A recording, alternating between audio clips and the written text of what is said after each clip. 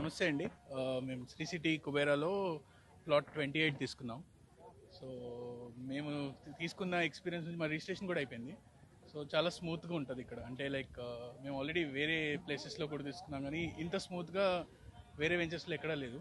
అంటే ఫస్ట్ నుంచి లాస్ట్ వరకు మొత్తం సపోర్ట్ కానీ రిజిస్ట్రేషన్ కానీ ఎవ్రీ గుడ్. అండ్ డెవలప్మెంట్స్ కూడా చూస్తే మేము వేరే ప్రాజెక్ట్స్ ఇదే టైంలో కొన్నాం, అవి ఇంకా రోడ్లు కూడా వేయలేదు, ఈవెన్ ల్యాండ్ పూలింగ్ కూడా అవ్వలేదు. ఇక్కడైతే ఇప్పుడు చూస్తే కొంచెం సర్ప్రైజింగ్ ఉంది. ల్యాండ్ అయిపోయింది మొత్తం, even ready for construction.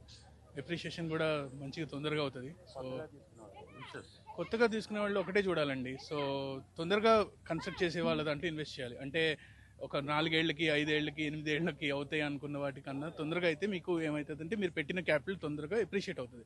So మనం 2 ఏళ్ళు 3 ఏళ్ళు వెయిట్ చేశాక అవి రోడ్లు పడ్డాక వెయిట్ చేయడం కన్నా ఇట్స్ బెటర్. ఎఫ్డి కన్నా మంచి రిటర్న్స్ వస్తాయి. So good for exit and construction చేసుకోవచ్చు.